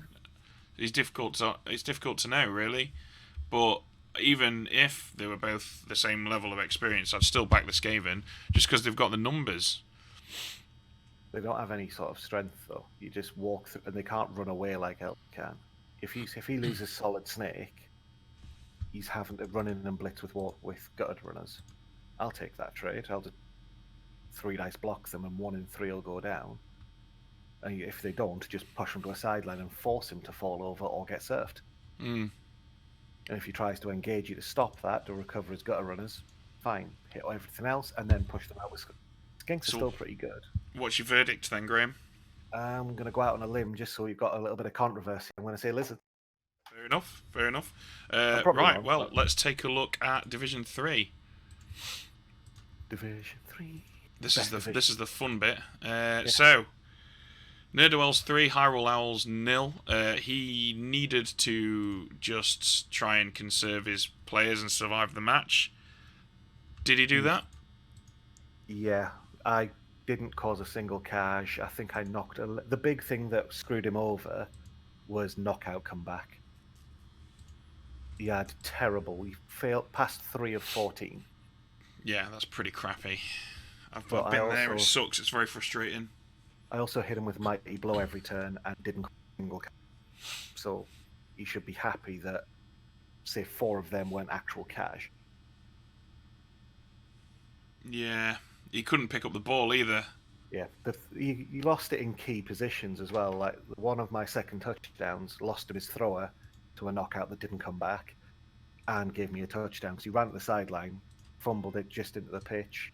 I had a Blackhawk and a Blitzer in position to surf him, got him off the pitch, pick it up, score. Oh my god, look at those block dice as well. 14 skulls and 12 both downs to 5 defender stumbles and 6 pows. This just looks like one of those games where you just never stood a chance. Like, the game had decided you ain't going to win. Yeah, he got 2 double skulls. So he's got how many critical fails? 1, 2, 3. He only got 4 and 1 re-rolled critical fails in the game. But that's enough when he's only got 1 re-roll and half his team's unconscious. Yeah. Bad luck, but he survived it. That's all that matters, really. Because none of this ultimately matters towards your position at the end of the season. You did well with throwing it as well. Because I think Shake is 1 point off leveling and I knocked him out, which he wasn't happy with. And Navi, they failed a 2-up catch. 2-up throw, 2-up catch with catch.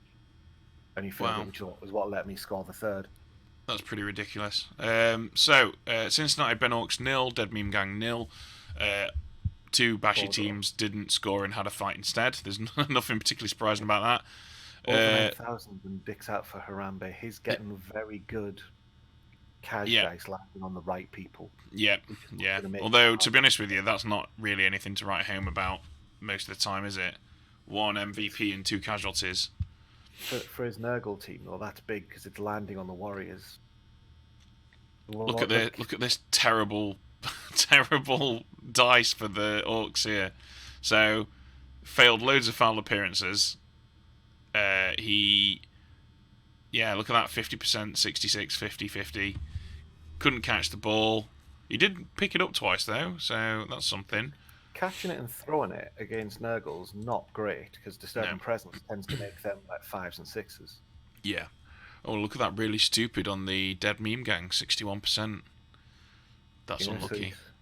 yeah. Looks like neither of them had a great game, really, to be honest with you. It was crap for both of them, and so they drew 0-0, is the conclusion. I'd be happier to be the Nurgle coming out of that. Yeah, obviously, because you got some SPP. Yeah.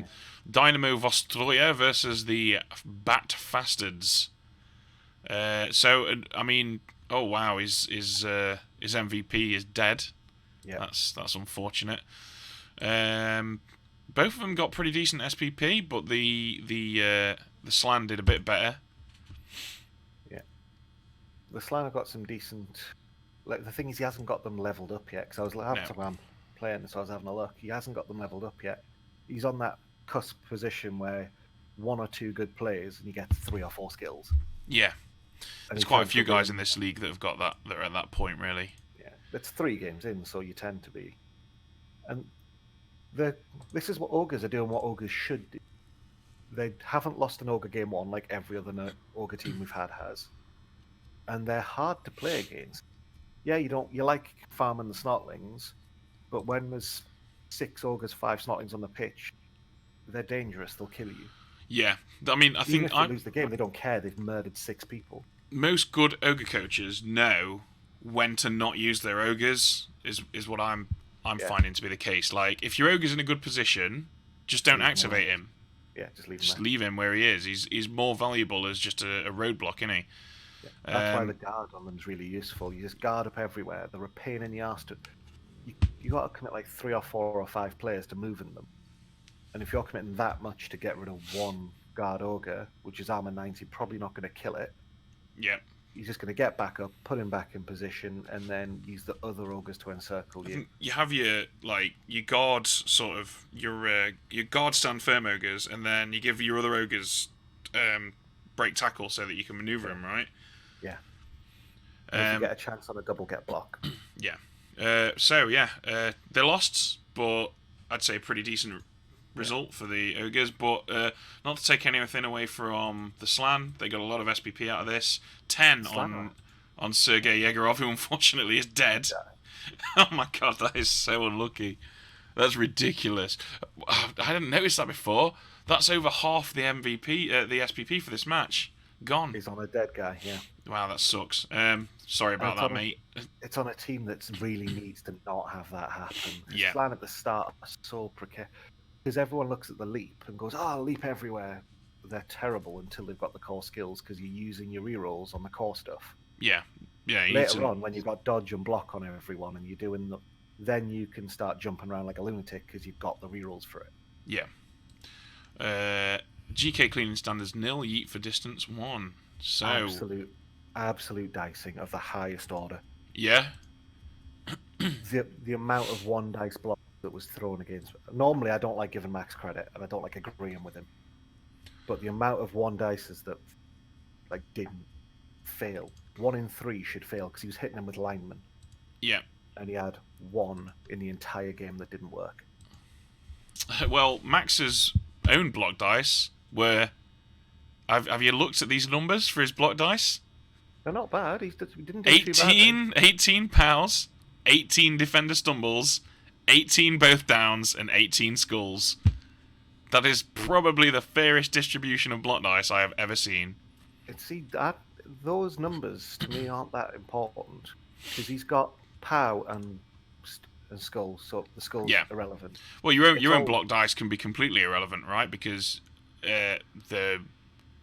your opponent rolls half the block dice on average anyway, right? Yeah, so it's it doesn't really looking make a at them when I'm looking at what's actually happened. Like you got a 3 dice block, skull, POW. Doesn't matter that he's got 1 of his POWs has used 2 of his skulls. Yeah. It's how they come together and when they come together. Because if you get double skull, reroll double skull for 4 turns in a row and you're 3-0 down, doesn't matter if you POW every the game, you're still going to lose. So, are you saying that the Wood Elves were fighting too much then? They were fighting too much and they got ridiculously lucky in terms of the number of blocks. Right, because that they were throwing. I know somebody said that this team stuck all his guys on the line or something at the drive. So I'm assuming he's like relatively new. Yeah. And has yet to learn that Wood Elves need to basically stand off their opponent and not engage in combat. Although he won't have learned that from this game because he won. Yeah, it's when all your one dice stuff. It's any team that gets everything working for them. And did he take any casualties? 2 casualties out of 18 armor breaks. Again, is 17 armor breaks. It's under statistical. Yeah. And that's not including knockouts. So the fact he's got players on the pitch at all to be able to throw that many one dice blocks and do all the shenanigans. But yeah, you've got to play with what's in. If he's put in a position to have to do that, then you do it. If you don't, you're not going to do anything. Yeah. He's won the game. He's got points. Yeah. Because he doesn't have war dances or anything, he doesn't let them die.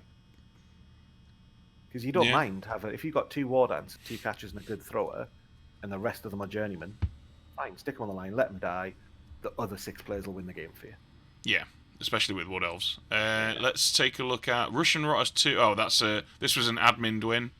The Dwarves couldn't make the game, so we'll just move on from that. Illyrial's Falcons 1. 6th Legion, Volca Fenrica 1. Oh, and the MVP's on a dead lineman. That sucks. 2 deaths. Yeah. A rough point for these guys. A lot of them have new players are playing Wood Elf, and Wood Elf are not forgiven. Yeah, they're really, really, really good.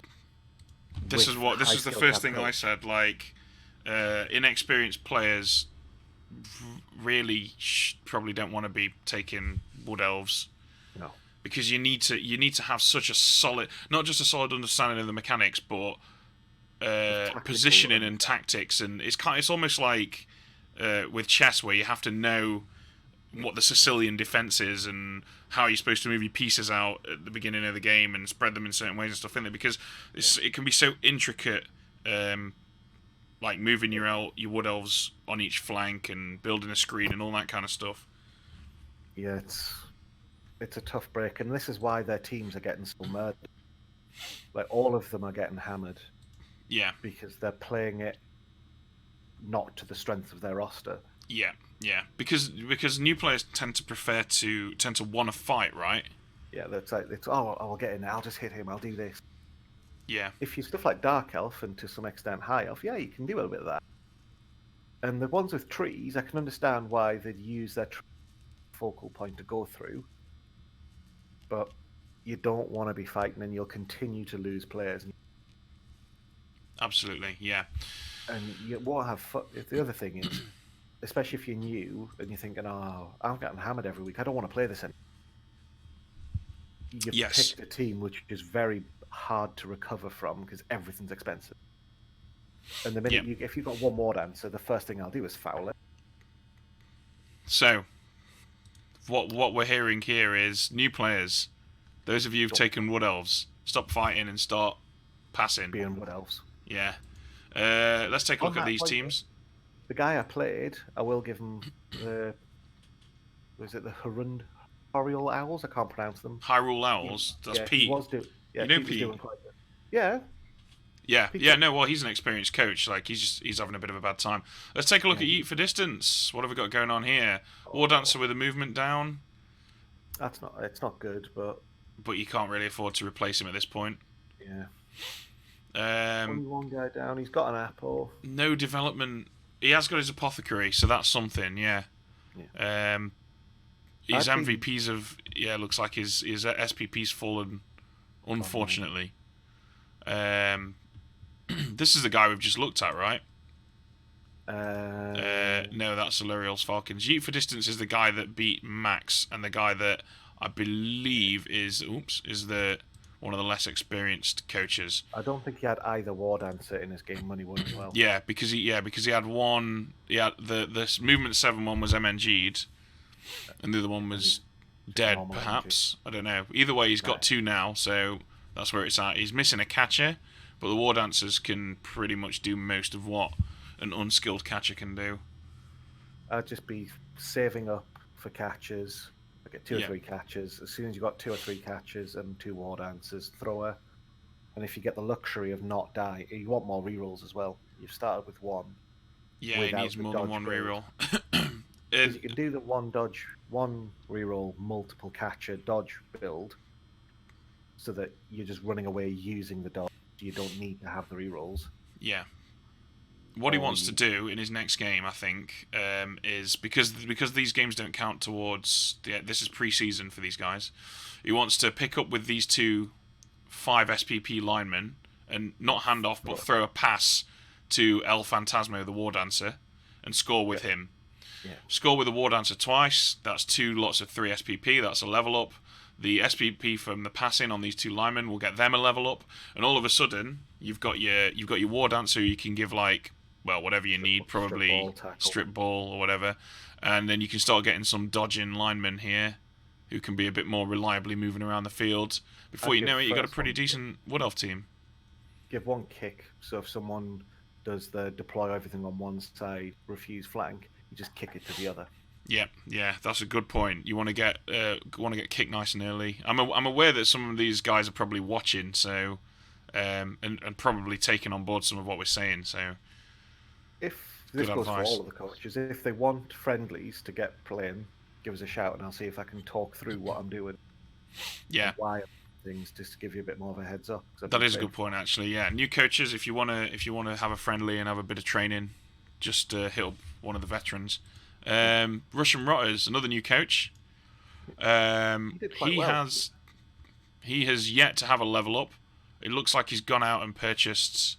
He's purchased the other Pestigo, because I got really lucky. I fouled and removed a Agi from Yuri Gagarin. You should probably fire that Agi 2 on now, right?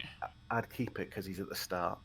I'd keep it and just don't make it a ball carrier. Just make it a tackle mighty blow. Yeah. Hitter, because you don't. I'd fire it. You don't have any money. He's got no money. He's got no reroll. He's got 2 rerolls.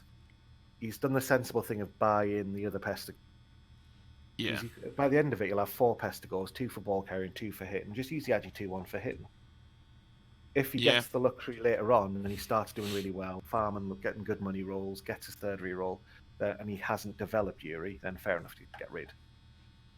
But at the moment, you need to have the basic things that aren't Rotters, because Rotters are terrible. Yeah. And he's been unlucky because in his concede win, 2 MVPs both dropped on Rotters. One of them went on a Nurgle Warrior. Oh, no, they were both Rotters, yeah. Yeah, that is unlucky. Jesus. Oh, well. Well, he's got a bunch of guys who are on the verge of ticking over here. A couple of cash. He could have a fair few developed players after his next game. Yeah, and he played quite well for a new guy. I played him in my first game, and he solid play.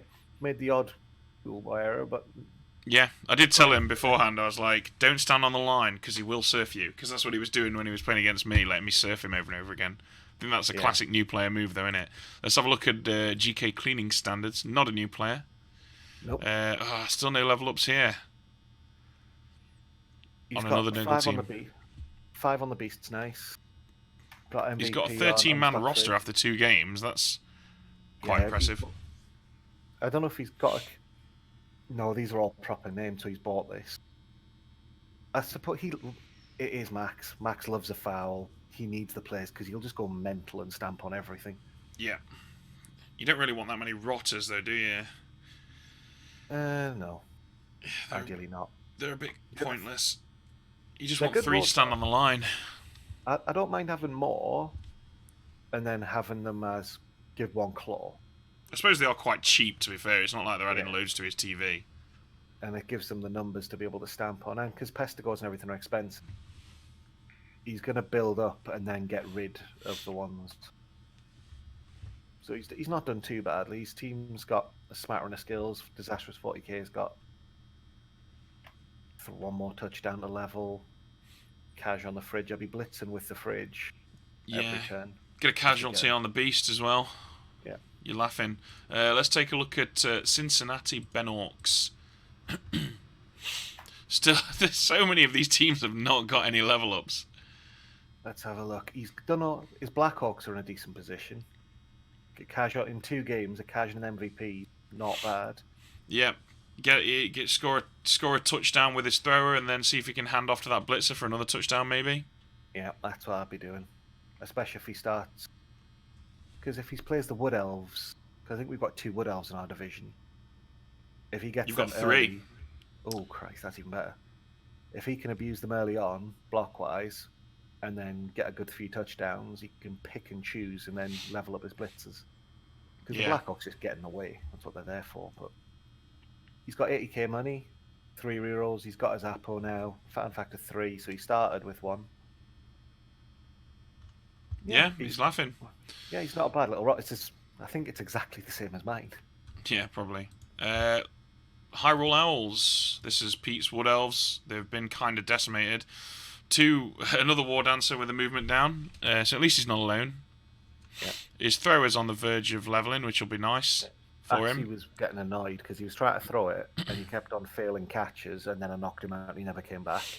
Then Navi started throwing it and I knocked him over and he never got the ball back. To be fair, considering how badly he's been smashed, this ain't looking too bad. What's he got? 1, 2, 3, 4, 7, 8, 9 players. But the most important thing is he's got his positional still. Yeah. He's got 2 catchers. One of them's a blodger now. He's still got a War Dancer. Yeah. And movement 7 on the War Dancer's not the end of the world because he's got the catchers to do the legwork. Yeah. This is You can use them as a blitzer. Yeah, exactly. Yeah. I think he's one good game. Right as well, Pete. I think Pete's going to be, because he's thrown it around. I was talking to him after the game.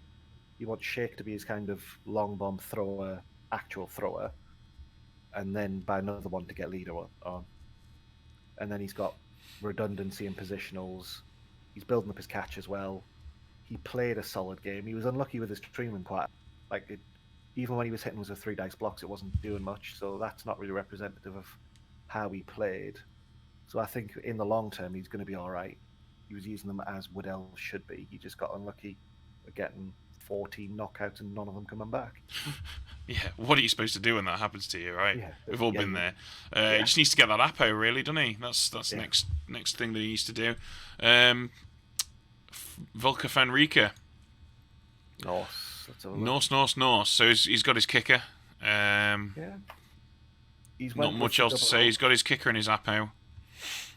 He's went with the build I don't normally like, but I can see why people pick it.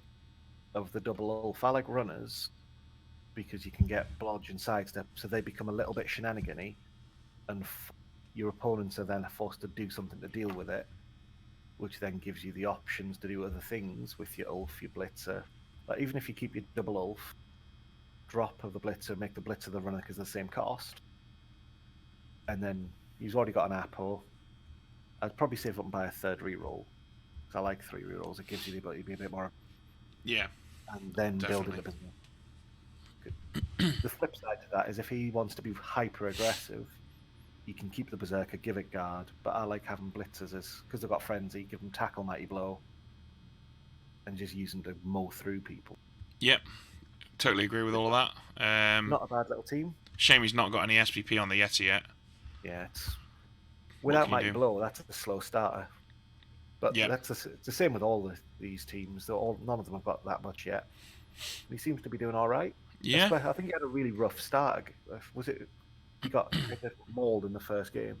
He's got a draw and a loss, so yeah, he's not done amazing. Let's have a look at these orcs then. So you've already got 2 mighty blow blitzers, and you've got block on your thrower. So this makes you probably the most developed team in the league in Division 3. I've got the thing. If I had to pick fault with my team, my Blackhawks haven't done much, but they don't need to at the moment. The games I've had, they've been in the way. The blitzers have done the legwork, and you got an MVP, so you may well get skills. Yay! And you've got your apothecary. Yep. 11-20 team value. I'm at 1 off a troll. Yeah. Are you going to get a troll? Yeah. Troll next by goblin, and then it gives us the ability to 1-turn it. And it gives us the ability to foul. So if you get a point up and I've got a goblin and a troll, and nothing else has died, get dirty player on you and foul people. All right. Well, let's have a look at the Bat Fastards. So He's had to spend some money. He's got 4 ogres now. One of them's got a movement up. Lovely. Movement 6 is not bad. Yeah, he's gone I like- for sure feet over sprint. Yeah, I can get that. I Well, like the either's a Jugger as legit well. choice, right? I really like the Jugger choice. Yeah, Makes him your blitzer. If you can't get break tackles, you can put him wherever you want. Or just Jugger guard. And yeah. He needs to get some break tackle on some of these guys now, so that his ogres have got that maneuverability. yeah. Possibly even give. Sorry, go on. If I was to pick two, the Jugger and the movement would be my break tackle boys, and the other two would just be guard, because you need some roadblocks, some not. And then he's got to leverage how he positions them. I'd look after the movement guy. Yeah, he could definitely. turn into an absolute monster. Yeah, if he gets Agi up on him, you're Just laughing. give him the ball every turn and just run. Yeah. He's got his Apo as well, which is nice to see. Let's have a look. Yeah. So have a look at Dynamo Destroyer. So that he's sorely lacking that guy that got 10 SPP and then died. Yeah. I think he might have had 2 level ups to spend. So he's got no development, unfortunately. He has got his apothecary. Both of his blitzers still standing. He's got a catcher, so he's got his key pieces still. Yeah. No Crocs, but I agree with the no Croc at the start. Or the bear as it is in this. Would you save up for the bear now? Make that your 11th player. Just keep playing with the journeyman for now. I think the catchers are more important to the roster than the bearers.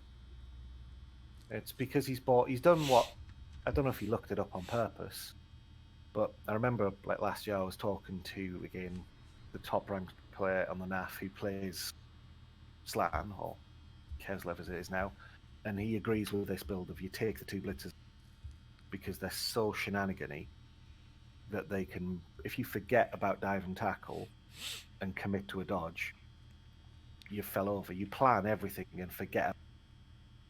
Roll over, up, yeah, you've dropped the ball, or you've turned over, and they give you so much. And they've got decent armor, they've got decent movement. They're a really underrated player. Mm. And they've got jump up, so even if you knock them on the ground, they've still got good mobility.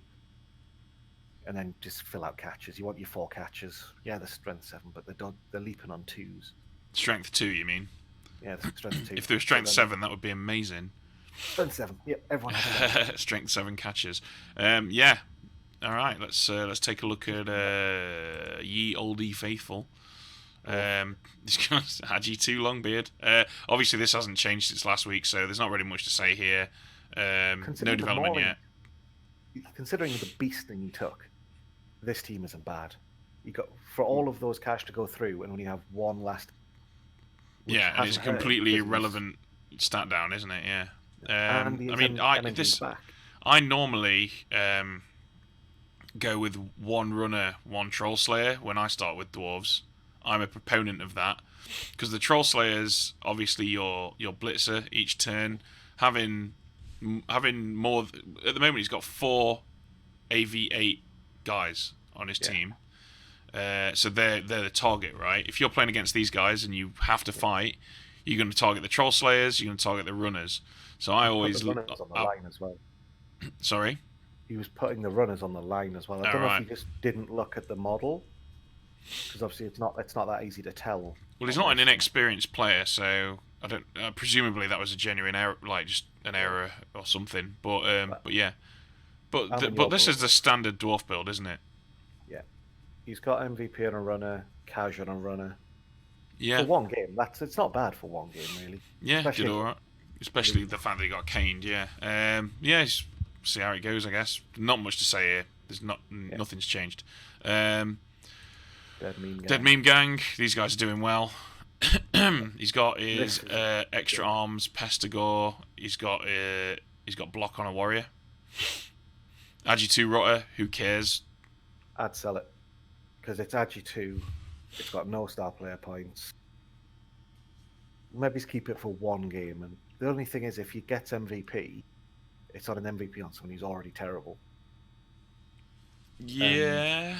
Depends who he's playing. I'd look at if it's something bashy, keep it.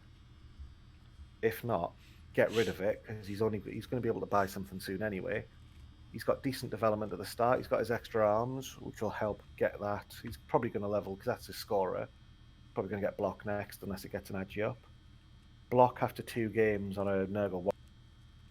Yeah, that's really nice. Really, really nice. He's getting all the cash are falling on the people them to. This is what's going to turn this team into the other Nurgle teams into an absolute monster, is because it's cash are going on the right people. All the recipes here for all the ingredients, should I say, are here for what you'd expect to be a pretty nasty team to come up against. Yeah. Last of all, let's have a look at Lariel's Falcons. So he's been battered, but it doesn't really matter, right? Because he's going to have a lot of journeyman linemen, but they are still Wood Elf linemen with 4 agility. Of all the Wood Elf teams, this is the one I least want to play.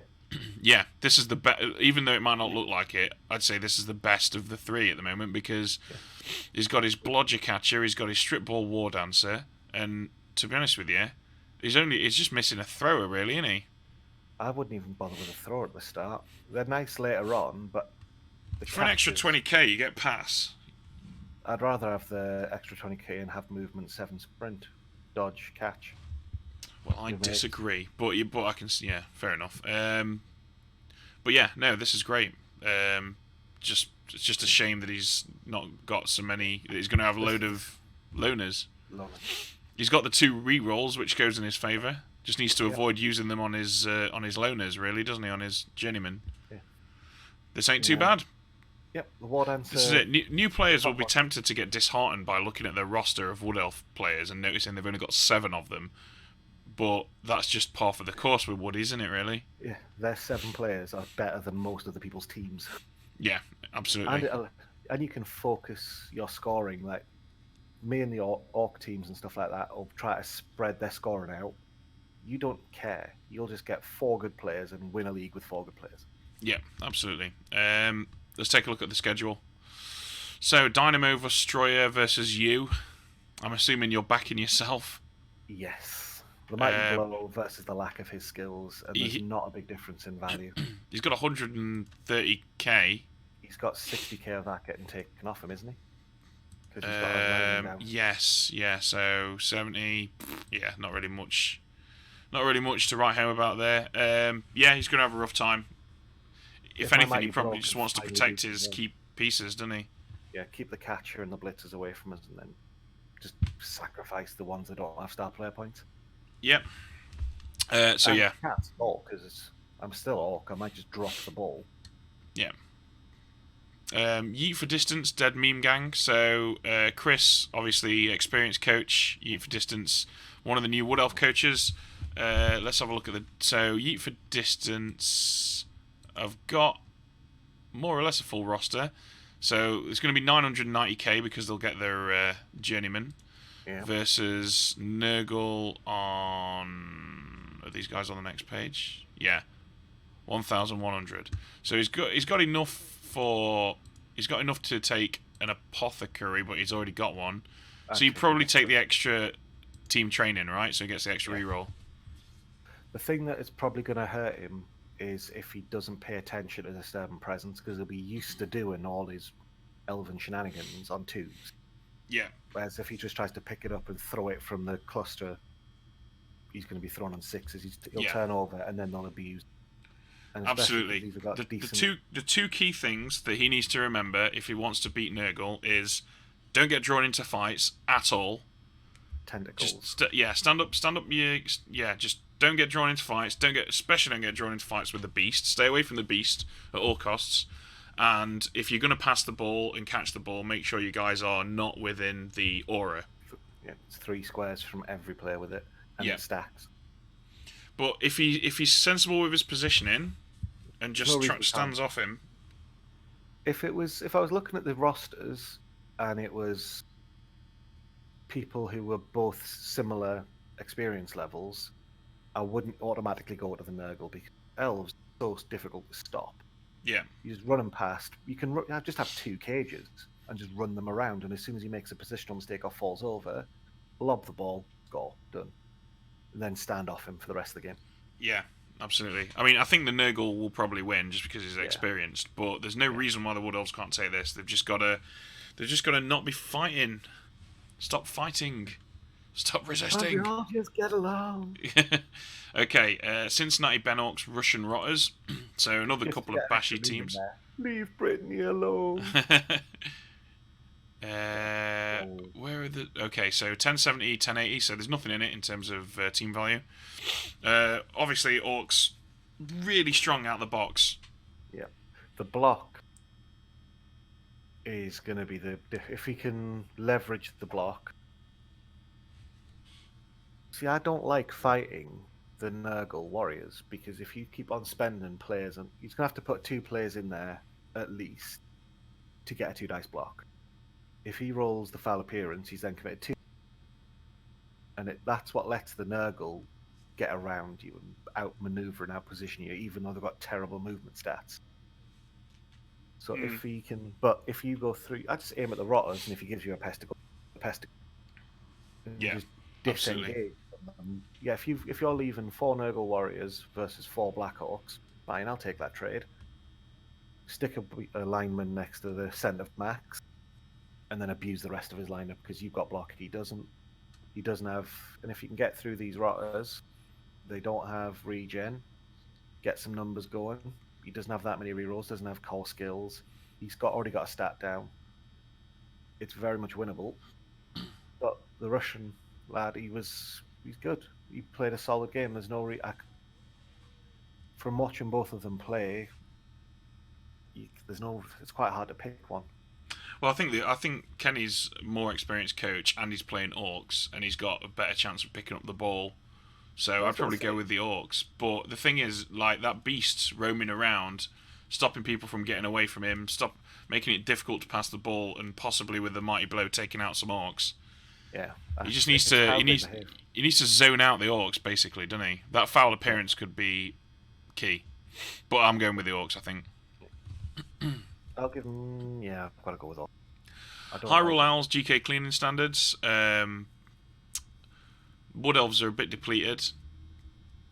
Yeah, these are the ones that I didn't hurt them though, so at least their players are back. Yeah, I mean, Max is a decent game though. This is it. Max knows what he's doing, and will he'll give the Wood Elves a hard time dodging and passing. But that tree is actually, this is where the tree's going to come in useful, right? Yeah, because the tree can start hitting down the Rotters. The thing I'd like with Max's roster, I don't know if he's done it on purpose, is with a 13-man, yeah, you've got 3 sacrificial people, stick them up front, but you can just foul the Jesus out of those Wood Elves. And you can just one-man foul Wood Elves and still stand a chance, really. Yeah, and you're not bothered about it because you've got a 40k value player. And eventually, if you can cage him out and corral him, then you've got the ability just to either surf him, get the odd knockout, do the same way my Orcs did, just chip away at him, and then he's got the players to foul.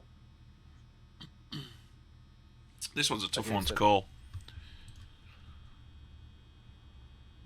What of the Owls? So 1, 2, 3, 4, 5, 6, 7, 8, 9. So he's going to add 140k to his team value, taking him up to 1,010. 1,130. So he's got enough to get that extra reroll. I'd be taking the reroll. Yeah, he definitely needs to take the reroll. I'm going to go 1-all. I'm going to say 1-all because I do think the Owls will score. I think it's going to be anything but a draw because one team's going to run away with it. So I'm going to roll for it. Odds, I'm going to go with the Wood Elves. Evens, I'm going to go with. So odds, all right. I'm back in the Wood Elves. There we go. If you're back in the Wood Elves, someone has to back Max. He has to get some love at some point. So I'll say Max. Okay, there we go. Volca Fenrica versus Ye Olde Faithful. The Norse are going to struggle to fight them. Yeah, it's the armor difference. Yeah. This entire matchup revolves around what is the Yeti.